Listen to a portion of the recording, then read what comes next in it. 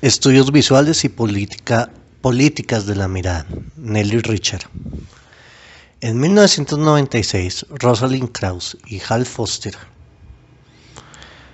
miembros del consejo editorial de la prestigiada revista norteamericana October, formulan un cuestionario sobre la cultura visual, que va dirigido a varios historiadores del arte, teóricos del cine, críticos literarios y culturales. Tanto Krauss como Foster son conocidos por sus recelos antipopulistas, que los llevaron en muchas oportunidades a manifestar su desconfianza frente al auge museográfico del arte de las políticas de identidad, entre comillas, como un arte demasiado subordinado a las consignas del multiculturalismo, cerrados en paréntesis, y son reconocidos también por sus declaradas preferencias hacia prácticas artísticas de corte deconstructivo que insisten en la autorreflexibilidad del significante y la crítica de la representación. Lo que motivó este alarmado cuestionario de Krauss y Foster en la revista October es el relativo éxito académico de nuevos programas transdisciplinarios llamados estudios de la cultura visual, entre comillas, o bien estudios visuales, entre comillas también. Unos programas que tenderían a rebajar la intensidad de la pregunta por la condición estética al favorecer la cotidianidad mediática como entorno generalizado de creación y difusión de las imágenes. En su definición más general, los estudios visuales se proponen analizar el universo de las imágenes en sus más variadas formas de tecnologización, de mediatización y socialización, cualesquiera sean las procedencias y circulación de estas imágenes. Entre paréntesis, el arte, la publicidad, el diseño, la moda, la televisión, el video, cine, internet, las cámaras de vigilancia, etc. Es entre paréntesis, sin otorgarle mayor sentido a la diferencia entre arte y no arte, en el que se basaban tradicionalmente la historia y la teoría artística para demarcar lo estético. Esta diferencia entre arte y no arte perdería ahora su jerarquía de valor,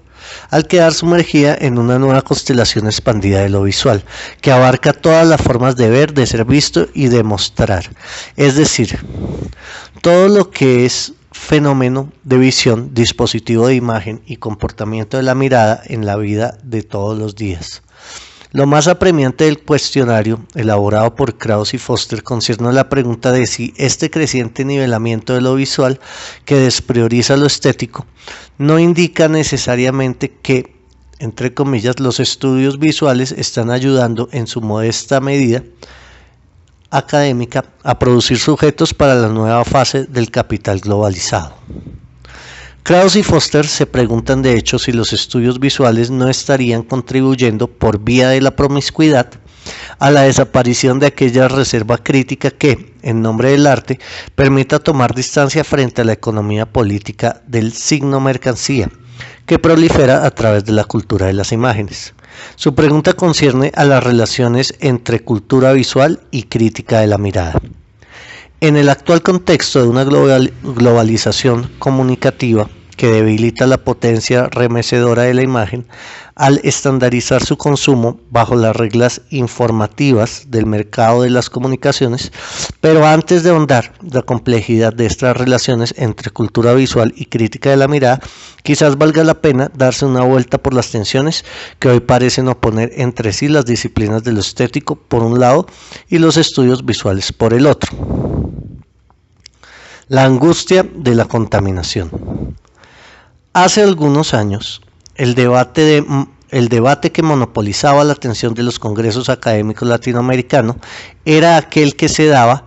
reiteradamente entre estudios culturales y estudios literarios. Para los defensores de los estudios culturales, haber logrado sacar la textualidad, entre comillas, del ámbito reservado, selectivo y excluyente de la literatura, entre comillas también, al que confinaba la traducción humanista de la modernidad ilustrada, pareció ofrecerle al trabajo académico una salida abiertamente democratizadora.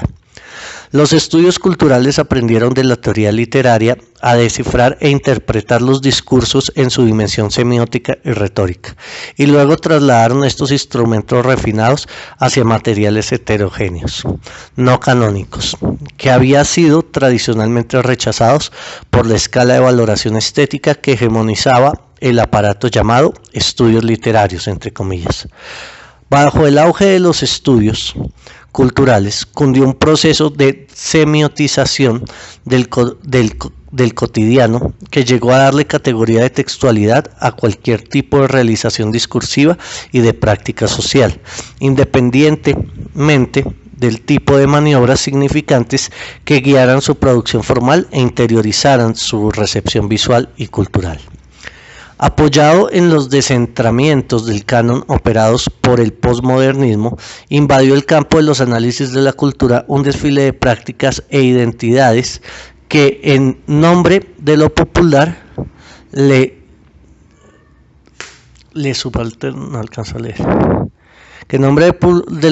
lo subalternó, lo poscolonial, lo subalterno, lo poscolonial y lo feminista, se tomaron el derecho, antes negado, de ser objetos válidos de lectura académica en el mundo de las disciplinas universitarias. La orientación sociologista y antropologista de los estudios culturales los llevó a elevar a la categoría de texto, entre comillas, materiales que los literatos habrían desconsiderado como meros documentos de identidad por carácter de aquella potencia estética que, a través de las elaboradas maniobras de códigos del arte y de la literatura, buscan exaltar la autoproblematicidad del lenguaje.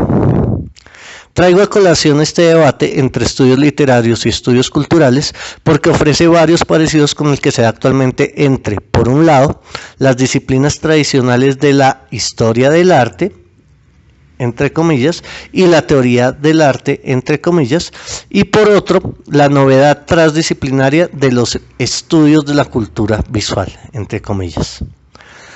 Bien sabemos que las disciplinas definen y controlan las reglas de validez de la relación objeto-conocimiento, que las constituyen, pero a la vez las disciplinas regulan los sistemas de legitimación del poder académico a través de múltiples estrategias de reforzamiento y conservación de la autoridad del saber. No es de sorprender entonces que, al igual que lo ocurrido en el debate entre los estudios literarios y los estudios culturales, las disciplinas de lo estético, la teoría y la historia del arte tiendan a percibir la invasión de los estudios visuales como una amenaza que, al atentar contra la integridad del valor, arte entre comillas, pudiera llegar incluso a desmantelar el capital simbólico cultural que su tradición acumuló en la academia. Como siempre, lo que está en juego es la relación conflictiva entre la conservación de lo existente y la irrupción de lo nuevo. Con todas las disputas territoriales que esto implica en el interior de la academia para defender la hegemonía de ciertos aparatos disciplinarios frente a prácticas emergentes que aspiran a remover y disolver la sedimentación oficiales. Algo de la actual disputa entre la teoría del arte por un lado y los estudios visuales por otro se vincula directamente a estas guerras entre poder académico, reproducción, y fuerza y dislocación. Pero más allá de los litigios de siempre en torno al poder disciplinario, esta nueva disputa acusa un real cambio epocal, un cambio según el cual la apertura hacia el mundo imagen que plantean los estudios visuales obliga realmente las disciplinas estéticas, hasta ahora autorreferencialmente cerradas sobre el valor arte, entre comillas, a redefinirse en un contexto de amplias mutaciones tecnológicas y socioculturales que han trastocado las formas de ver. Dice Martin J. 2003. Los defensores de la cultura visual han extendido su campo de acción para incluir todas las manifestaciones de experiencia ópticas, todas las variantes de la práctica visual. Desde un cierto punto de vista, el de los guardianes de los conceptos tradicionales de conocimiento visual y la pureza de la estética, el cambio está lleno de peligros. Al aceptar con júbilo la premisa antropológica de que el significado cultural puede estar en cualquier sitio, las distinciones jerárquicas se han desplomado. Ya no es posible adherirse de forma defensiva a la creencia de la especificidad irreductible del arte visual, que la historia del arte ha estudiado tradicionalmente de forma aislada respecto a su contexto más amplio. La remarcada y amplia crisis de la institución arte, que afecta a todo, desde las obras de arte a los museos y a las políticas culturales o el mercado del arte, ha significado que la presión para disolver la historia del arte en la cultura visual ha sido un proceso tanto interno como externo, surgido de los cambios producidos dentro del arte mismo y no únicamente como resultado de la importación de modelos culturales de otras disciplinas. 3. Varios practicantes de los estudios visuales consideran que debemos darle la bienvenida a estos nuevos estudios por el simple hecho de que al incluir, además de las obras, entre comillas, toda clase de objetos visibles y de prácticas de visualización, ellos nos ofrecen una expansión del campo perceptivo y comunicativo de lo visual que desensimisma la teoría del arte, que la saca de su autosuficiencia al hacerla dialogar con la imaginería posmodernista de todos los días que ha invadido lo artístico y también contagiado un marco de sus definiciones. Sin embargo, para otros, el solo hecho de juntar las prácticas artísticas y las prácticas cotidianas en un mismo universo de circulación de las imágenes, bajo el pretexto de romper con el elitismo del canon, anularía el sentido de la pregunta por la criticidad del arte al confundir valor estético con interés cultural. 4. Recordemos que Hal Foster señala el deslizamiento de un criterio disciplinario de calidad juzgado en relación con niveles artísticos del pasado a un valor vanguardista de interés, provocado por el cuestionamiento de los límites culturales del presente, como un movimiento parcial de las formas intrínsecas del arte a los problemas discursivos en torno al arte. El retorno de lo real, página 9. Y al subordinar todo lo visual al único estándar del consumo, entre comillas, de las formas y de los estilos, como régimen dominante de tratamiento de las imágenes que difunden la cultura en la vida social. Las posturas más interesantes en este debate en torno a los estudios visuales que recoge October parecieran ser aquellas que buscan superar esta oposición simple entre dos extremos. Por un lado, la autonomía de lo estético, demarcada por rasgos de absoluta especificidad, resguardados por la pureza de las disciplinas que teorizan el arte,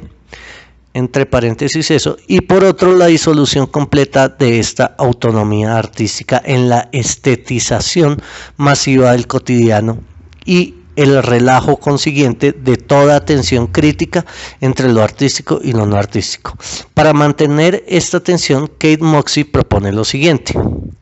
En lugar de ver el ascenso del estudio de las variadas y a menudo populares formas de producción de imágenes en las que el arte está incluido junto a otros tipos de productos visuales como una amenaza potencial al arte como institución, yo defendería que el valor de estas yuxtaposiciones visuales está en comparar y contrastar el estudio de cada género. La importancia de comparar el estudio de la pintura con, digamos, el estudio de la televisión o de la publicidad está en comprensión de las diferentes maneras en que los estudiosos y los críticos crean significado desde cada medio. El estudio de la cultura visual insiste en que no hay nada natural o universal en lo que concierne al valor estético, aunque el estudio del arte como opuesto a otro tipo de imágenes puede iluminar el significado particular asociado a la idea de valor estético en diferentes culturas y en diferentes momentos. En contrastación sostenida entre lo artístico y lo no artístico dentro de los estudios de la cultura visual, serviría para demostrar el carácter históricamente construido y socialmente deconstruible de las afirmaciones del valor estético. Serviría también para revisar los sistemas de valoración social del arte, sus criterios de distinción, según las formaciones culturales en las que institucionalmente se generan, descartando de partida cualquier absolutismo de valor o de la calidad universales. Pero no basta con afirmar la necesidad de preservar una diferencia entre lo artístico y lo no artístico, ni tampoco con insistir en lo no absoluto de esta diferencia que, lo sabemos, varía según los desplazamientos de contexto que transforman la propia institución arte. Queda pendiente saber cómo definir hoy el arte crítico y la mirada política. Ambos encargados, según Krauss y Foster, de contrariar la hegemonía del mercado que cultiva lo sublime capitalista, de frustrar el diseño sumiso de los sujetos y las agencias que programan la nueva fase del capitalismo globalizado a través de sus industrias del consumo cultural. ¿Cómo redefinir políticamente lo artístico cuando mirada e imagen bajo el auge posmodernista parecería haber sido ambas desactivadas por la fusión de lo económico y lo cultural que recubre todos los productos y los mensajes bajo una misma retórica masificada de los estudios cotidianos? Estudios visuales y crítica de la mirada. Los estudios visuales fundan su primera necesidad de existir como disciplina en el reconocimiento de que la cultura postmoderna de la globalización capitalista es una cultura de la imagen, una cultura que deriva del predominio cotidiano de lo visual en las formas de percibir el mundo y de interactuar con él. El postmodernismo como dominante cultural, Jameson, 1993, está marcado por la omnipresencia de las imágenes en el mundo tecnologizado de la comunicación mediática, que sustituye el cuerpo de lo real por signos inmateriales. Si lo que define la globalización capitalista es la mediatización de la imagen como sustituto de la realidad en circuitos de alta visibilidad y exposición, el campo de los estudios visuales serviría, según sus practicantes, para medir la extensión de los campos perceptivos y comunicativos que introducen estas nuevas tecnologías de lo visible en nuestras organizaciones cotidianas del sentido. Sin los estudios de la cultura visual no tendríamos cómo dimensionar a nivel de disciplinas académicas el salto que produce el capitalismo de la imagen en las formas sociales y las mediaciones culturales de la actualidad transnacional. Pero el arte crítico no le basta con que solo se describa este salto. También le hace falta imaginar nuevas políticas de la mirada que la insubordinen frente al nuevo culto y reflexivo de las imágenes. Los teóricos de la posmodernidad han subrayado que hoy la realidad se autocomenta paródicamente como imagen de imágenes. Luego de la disolución del referente y de la primacía de lo referencial que guiaba la actividad de la representación, el referente, lo real, se aleja cada vez más al perderse en múltiples cadenas de signos que se hunden miméticamente unas con otras hasta producir un completo nivelamiento de significados y significantes. La falta de distancia y de profundidad que produce esta reverberación semiótica de los códigos que se agotan en puras superficies indicaría que lo imaginario ha triunfado sobre lo simbólico. Lo imaginario como proyección psíquica que construye su mundo de la fantasía sobre la base de reflejos, y también lo imaginario como cultura de las imágenes, es decir, como predominio de lo visual sobre lo textual, de la plenitud de las formas transparentes sobre el volumen de los significados quebrados. Algunos celebran este reemplazo de la verticalidad del lenguaje que estructuraba fijamente el yo de la representación simbólica por una nueva proliferación visual de imágenes que en nuestra contemporaneidad posmoderna se desplazan horizontalmente según variables enlaces de contigüidad. Ese cambio, cito a Celeste Olquiaga, 1991, traería el beneficio de una posible subversión de la autoridad sobre lo que lo simbólico descansa y de las jerarquías de poder que lo articulan, entre comillas, al permitir ahora asociaciones fluctuantes y pertenencias móviles que ya se zafaron del peso totalitario de los significados trascendentales. Incluso para ciertos teóricos de la globalización como Arjun Appadurai, los nuevos medios de comunicación que trasladan los signos de redes en pantallas y de pantallas en redes fluidamente activarían la imaginación. Vía las imágenes y lo imaginario, dice Appadurai, 2001, debido a la multiplicidad de las formas que adoptan el cine, el televisión, las computadoras y la velocidad con que avanzan y se instalan en las rutinas de la vida cotidiana. Los medios de comunicación electrónicos proveen recursos y materia prima para hacer de la construcción de la imagen del yo un proyecto social cotidiano. Gracias al mercado audiovisual sería posible, según este autor, jugar con matrices de identidad versátiles cuyas narrativas cambiantes, hechas provisionalmente en un collage de imágenes fragmentadas, estarían disponibles casi para todos gracias a la desterritorialización de los símbolos que ha operado la cultura transnacional. Pero bien sabemos que este mercado de las representaciones culturales que difunden los mercados del ocio y del entretenimiento recurre a guiones demasiado simples, a narrativas demasiado esquemáticas, a usos estereotipados de la identidad y la diferencia para capturar la fantasía de sus masivos y enrolados consumidores. Le toca precisamente al arte crítico oponerse a este facilismo de la cultura mediática a la que solo le gusta trasladar imágenes livianas, imágenes vaciadas de todo conflicto, de significación e interpretación. Es decir, imágenes sin huellas, sin sombras, sin consecuencias. El arte crítico le devuelve peso y gravedad a las imágenes, reintroduciendo los pliegues de lo simbólico, sus hendiduras, sus rasgaduras, en el decorado visual de esta plana imaginería del consumo que hoy le sirve de ambientación a los sujetos de la globalización capitalista. Volvamos a la inquietud principal de Foster y Krauss, quienes se preguntaban en el cuestionario de la revista Octubre si la cultura visual y los estudios sobre ella, que rebajan la diferencia entre lo artístico y lo no artístico a favor de un interés común hacia toda clase de imágenes,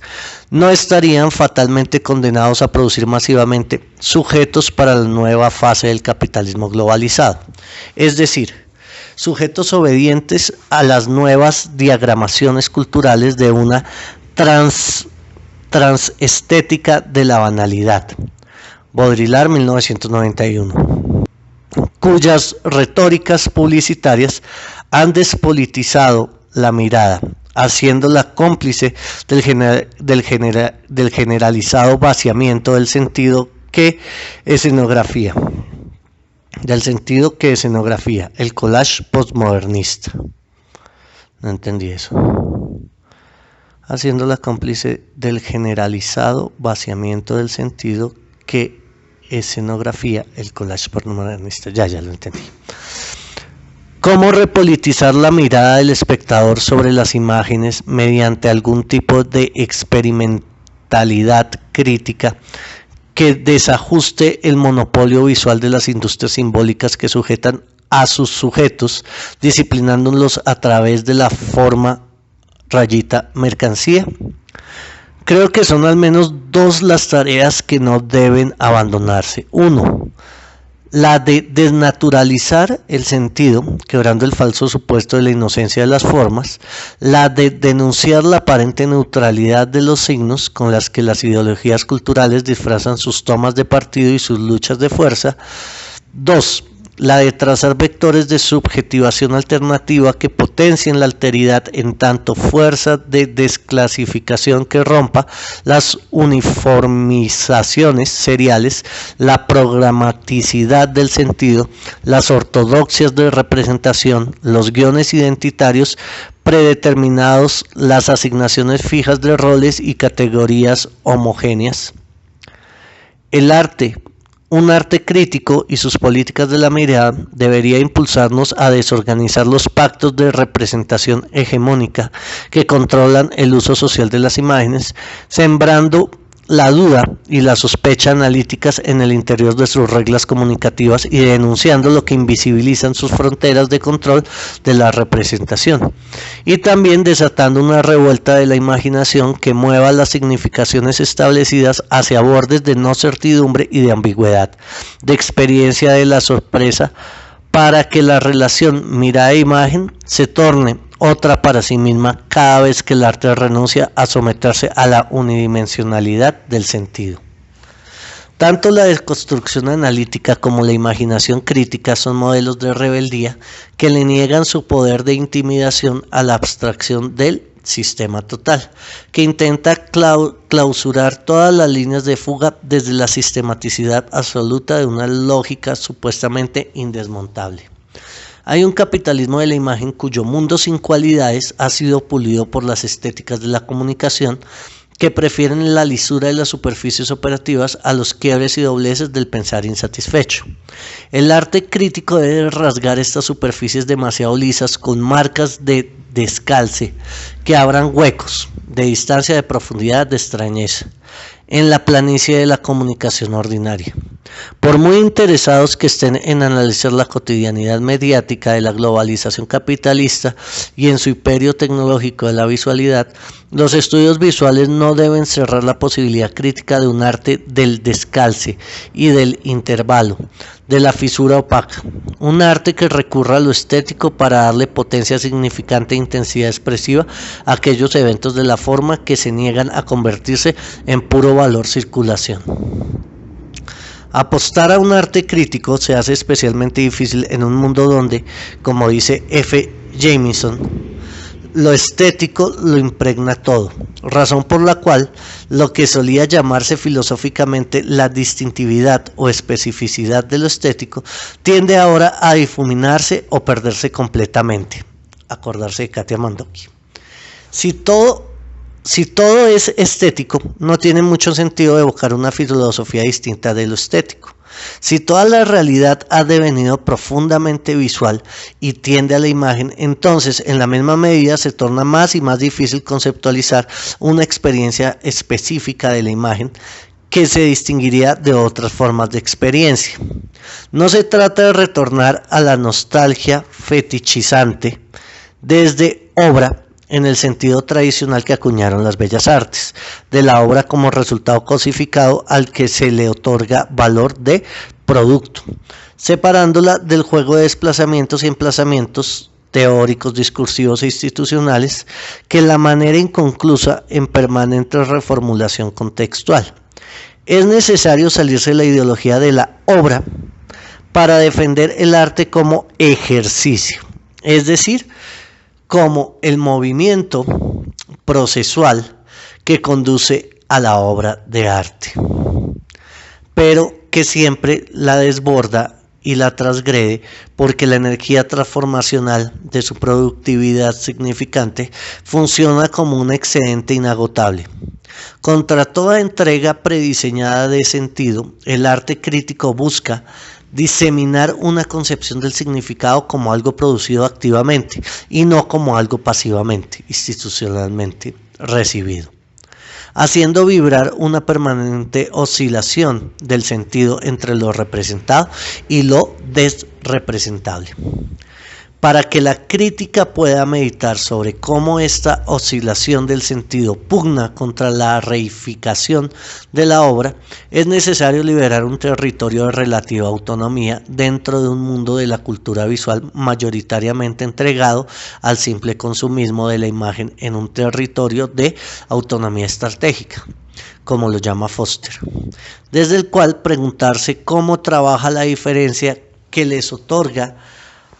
a determinadas realizaciones visuales una complejidad significante que no poseen las imágenes de la actualidad trivialmente recicladas por las industrias de la comunicación. Es posible incluso que una de las condiciones de esta diferencia radique en una cierta objetualidad de los medios que, desde el arte, contraiga el optimismo que demuestran los estudios de la cultura visual frente a las tecnologías de lo incorpóreo por las que fluye la visualidad electrónica, como en el caso del net art. haciendo que la dimensión material del objeto sea, al menos potencialmente, un lugar de resistencia de lo irreductiblemente particular y de lo subversivamente extraño y placentero. Es, al menos virtualmente, un fondo de oclusión dentro del suave funcionamiento de los sistemas de dominación, incluidos el mercado. Un fallo en la web mundial de imágenes y de representaciones. Es cierto que los estudios de la cultura visual nos ayudan saludablemente a rebajar la trascendencia del juicio estético, sugiriéndonos que el arte es solo una forma, entre otras, de producción visual. Por mucho que esta forma haya sido culturalmente distinguida por una determinada ideología del valor arte, pero esta constatación relativizadora que de jerarquía la trascendencia de lo estético, no debe impedir reconocer que ciertas formas de trabajar con los signos, las del arte, saben producir vibraciones intensivas en los lenguajes uniformes del diseño, de la publicidad y de los medios, e introducir la ambivalencia en los juegos seriados de la equivalencia homogénea, para inquietar en lugar de aquietar la mirada. Mientras que la seducción blanda del mercado visual busca acercarlo todo, poner todas las imágenes al alcance de la vista para su consumo fácil en la inmediatez de lo disponible y lo mostrable, el arte trabaja con la reticencia frente a la obviedad,